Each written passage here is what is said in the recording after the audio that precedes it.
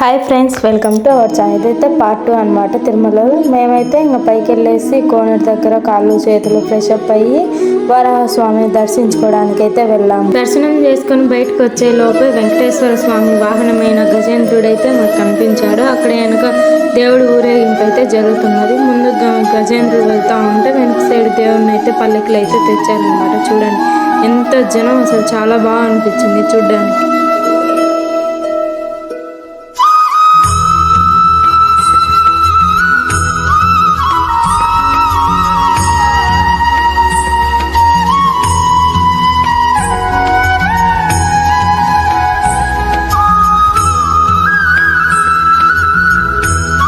అలా దేవుని దర్శనం చేసుకొని వెంగమాంబ అన్నసత్రానికి అయితే వెళ్ళాము. తినేసి కొండపైకి అయితే వెళ్ళాము.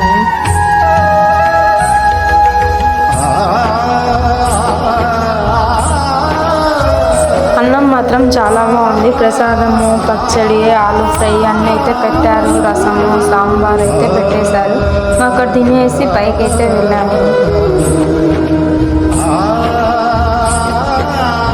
మాకైతే టోకెన్ లేదు కాబట్టి సర్వదర్శనానికి అయితే వెళ్ళిపోయాము. చూడండి, వీళ్ళే నాతో పాటు వచ్చిన జర్నీ ఫ్రెండ్స్. మన ఫ్రెండ్స్ అందరికి హాయ్ చెప్పమంటే చూడండి ఎంత బాగా చెప్తున్నారేమో వాళ్ళు. సర్వదర్శనానికి చాలా జనం అయితే ఉన్నారు. క్యూ లైన్ మాత్రం చాలా దూరం నుంచి అయితే పెట్టేశారు. ఇలాంటి టైంలో చిన్నపిల్లలు ఉన్నవారైతే ఖచ్చితంగా రావద్దని చెప్తాను నేనైతే. చూడండి ఎంత రష్గా ఉన్నారో.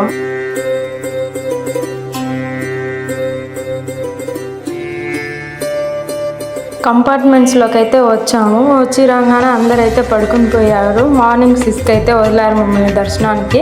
ఇంకా అలా మార్నింగ్ ఫ్రెష్ అప్ అయ్యి ఇంకా దర్శనానికి అయితే వెళ్ళిపోయాము. దర్శనం మాత్రం చాలా బాగా జరిగింది. నేనైతే ఒక నిమిషం పాటు దేవుని దగ్గరే ఉండిపోయి ఎవరు తొయ్యలేదు. నువ్వు వెళ్ళడం మాత్రం ఇది సెకండ్ టైం దర్శనానికి, కానీ పోయినసారి కంటే ఈసారి మాత్రం దేవుని చాలా బాగా చూశాను.